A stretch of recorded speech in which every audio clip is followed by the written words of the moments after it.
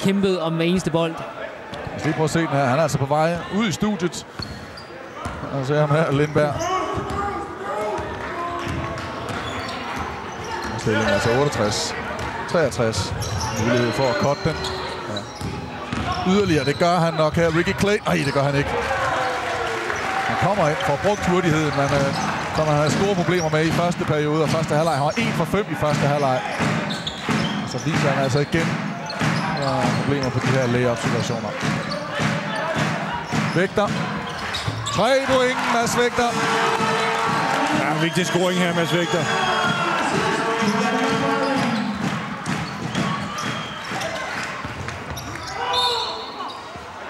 Sigurd får, jeg tror det er albuen fra Peter Johansen.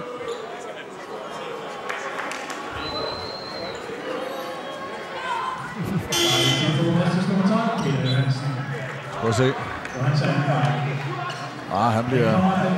Han svinger igennem Johansen her.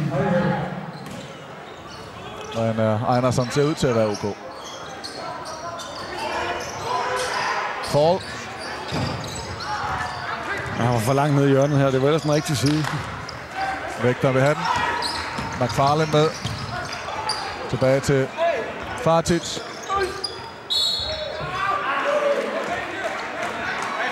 Og jeg synes, Lindberg han gør, hvad han kan for at fejle inden. Og så, da han endelig får bolden, Johansen, så bliver fejlen så kaldt, hvor han faktisk ikke laver noget. Men jeg synes, vi skal knytte et par ord på Christian Lindberg.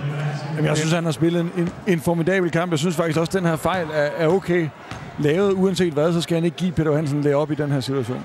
Nej, så synes jeg i fraværet af HC, som har haft mange fejl, og Einarsson også, jamen der synes jeg, han har virkelig trukket et stort læs. Men jeg tænkte ikke også faktisk mere end ikke godt den her kamp.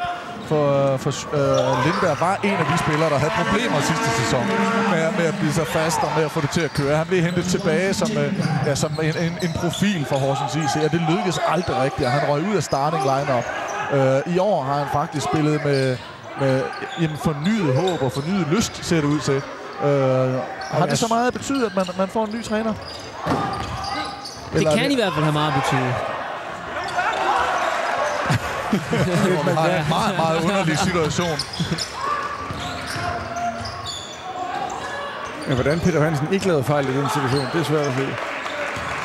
Og de kæmper altså igen under kurven, de to herrer klædt i nummer 12. Til tider ser det ud, som om de har samme uniform på. Et godt blok. Og endnu en gang et blok.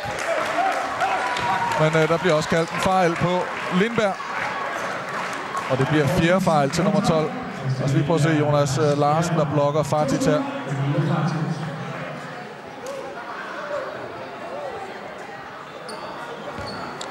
Her har vi den fra før, Peter Johansen. Det er vist rundt om og ind over og... Under mellem benene.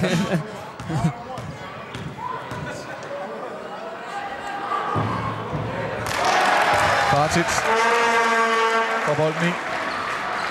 4-25 igen. Her har vi Einarsson. Han har heldigvis også overskud til at smile lidt endnu. Ingenting på det andet. Jonas Larsen modtager en høj.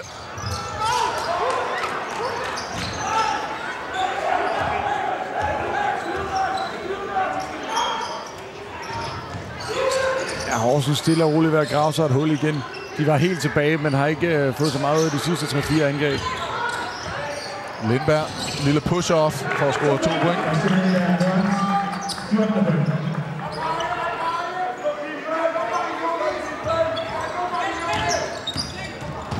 Nyt turnover og fejl. Mickey Dennis.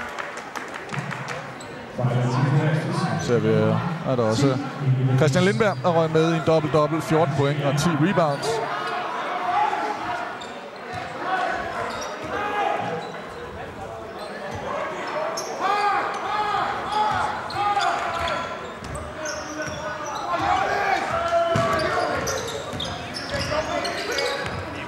Lindberg fra toppen. 3 point. Ja, rigtig flot skud her.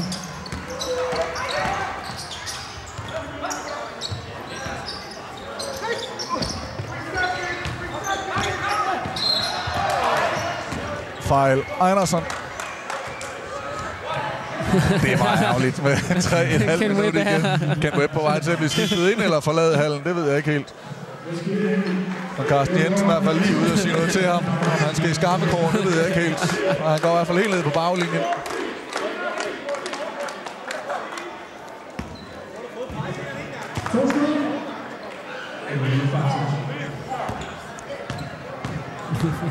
Nej, han er ikke tilfreds i øjeblikket, Ken Webb.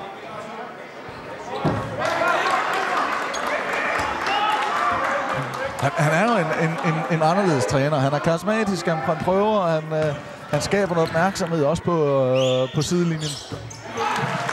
Ej, jeg synes på mange måder, han er en meget dygtig træner. Jamen, jeg skulle sige, at det kan godt være, at han er en showman, men han er også en dygtig træner. Og så er der altså lidt tumult ude på sidelinjen nu. Carsten Jensen provokerende skubber. Han er altså Ken Webb, og det synes jeg faktisk var upassende, det han gjorde der. Det må jeg sige. Og Peter Johansen, han virker fredet under kurven. Nu kan Ken Webb jo ikke dømme fejl på ham, så... Ej, jeg synes, at Carsten Jensen han træder altså i spinaten. Det må jeg... Jeg er meget enig. Der er ingen tvivl om, at Ken Webb op og køre, men som dommer må man ikke være med til at fremprovokere situationen, som jeg synes, der sker her. Ja, det var klart en fremprovokering. Der har været noget om, de har selvfølgelig et par områder, dommerne eller trænerne, hvor de skal være i. Ken Webb er ingen tvivl om, at han lige går lidt ud af det her område. Han går 2 skridt ud. Og han skal også have videre, at skal gå tilbage igen, men der er ikke nogen grund til at lige frem og sætte 2 hænder i brystet. Nej. Lad os prøve at høre, hvad han har at sige. Hey, we're gonna go diamond. We're gonna go diamond full now. On a make here. All right, now we got to really look to get hard traps now. And we got them playing tentative against it now. All right, so let's trap. Everybody else back here, you guys got to match up here. Remember, this guy, nobody behind you. Right? And you match up. If on the trap, everybody just immediately go and match up. We're looking to steal here. All right, good hard trap. If they throw it back, we reset and we go 50. 50 back 2-3. We stand 2-3 here. Hey, I know all right? we're not getting it, but Keep going, guys. Keep going. Come on, here we go. Let's go. Ready. 1, 2, 3. Hard work.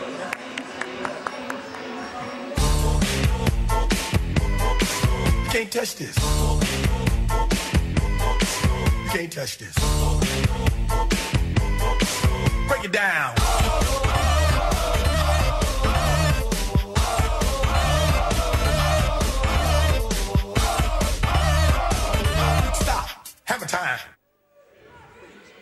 Lad os lige prøve at se. Her har vi en op til højre hjørnet. Prøv at lægge mærke til dommeren her. Helt op til højre hjørnet fra Slam.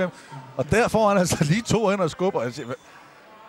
Jeg forstår det simpelthen ikke. Nej, jeg synes også, det er upassende. Og det gjorde Ken Webb absolut også. Men spillet går videre. 3 minutter og 4 igen. Steven Johnson scorer begge straffekast.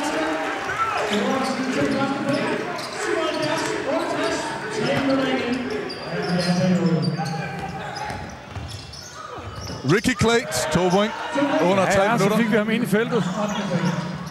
Han har forsøgt nogle gange, men har altså ikke rigtig haft held med det. Johansen.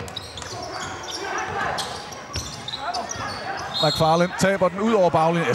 Jeg har ikke set det her Næstved-hold smide så mange bolde væk. Altså, det er jo tidligt julegavehumør. Ja, og så på hvad skal man sige, med et hold, hvor der er mange guards på banen, som netop burde her har vi den faktisk fra den anden situation. Og den mister lige ud, men han har altså fået et puff. Einersen. Lindberg. Og ser også i bunden her endelig resultat fra Aarhus. Bakken Bears vinder 94-76. Fall. 3 point. Har retningen. Og han kender selvfølgelig også området. Han har postnummer Christian Cavanaugh, ser vi 30 point, og Tory Johnson 32. Cavanaugh fra Aalborg, og Tory Johnson altså fra Bakken Bears. Men de kommer altså tilbage fra Østen, Bakken, og vinder over Aalborg. Ikke noget som sådan overraskende af det. Det var top og bund, der mødtes i Aarhus. Men der kan selvfølgelig godt have været et par flyvetimer i benene hos Bakken. Ja, den er ikke nem. Jeg kan huske, i min tid for Bakken Bears havde vi også nogle ture til USA, hvor vi spillede kampe, hvor man havde kampe umiddelbart efter man kom hjem. Det var ikke altid det bedste resultat. Skotilla ser til. Fartic på linjen har ikke været helt så sikker på de seneste. Og scorer heller ikke her. Der er lidt tvivl om han er 1 eller 2 skud. Det var dommeren også. Han scorer det andet, og 50% er på linjen. 2 minutter igen. 8 point. Skiller dem ad. Og så var der et shake, hvor McFarland bliver sat ned. Jonas Larsen, 3 point. Den er kort. Steve Johnson får rebound. Han kan godt komme tilbage, Jonas Larsen her. Der har vi direktør for Sydsjællands Sport og Event, Andreas Larsen, og han er altså med i programmet efter kampen Game Over, hvor vi skal tale økonomi i ligaen. Bartic til Mickey Dennis. Lindberg rebounder, og så går det altså ud over stepperne. Og man kommer sent og bliver dømt en fejl. Carsten Jensen. Lad os lige prøve at se den her. Ja, det er helt rigtigt. Der har vi den fra en anden vinkel. Det er godt, vi ikke har en mikrofon hele tiden. Han er altså alt andet end tilfreds med de to herrer i orange i øjeblikket.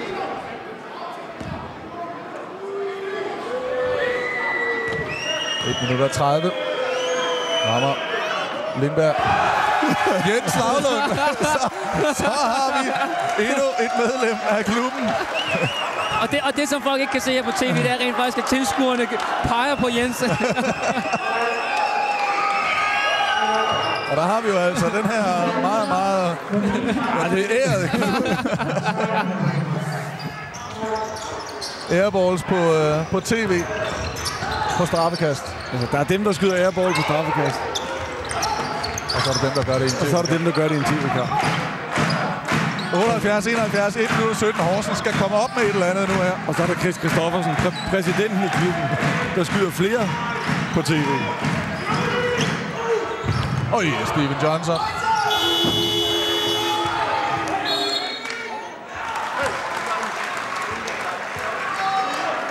Johnson lidt heldig her. Lad os lige prøve at se den her, Jens Lavlund. Velkommen til klubben, siger vi så. Jamen, god stil. Specielt god stil, fordi den slet ikke rører nettet. Ja, vi er altså og billedet, det siger det sådan. Lille krammer på baglinjen, Mickey Dennis og Peter Hansen.